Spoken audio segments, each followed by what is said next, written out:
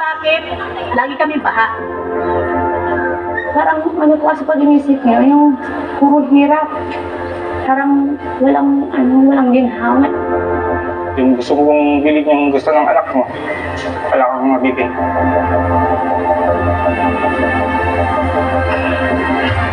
Naging parte na ng buhay nila ito dahil ilang taon nang ganito ang sitwasyon dito sa Kalumpit, Bulacan. Pagkatapos mababalitaan mo yung pondo kung para ito'y masolusyonan, kinuha lang ng ilang tao.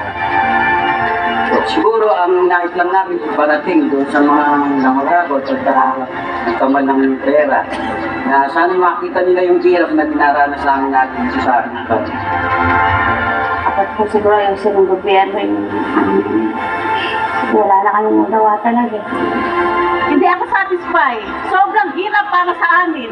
Napakahirap. Sama po sa gobyerno po, sa mga sabit po sa flood control.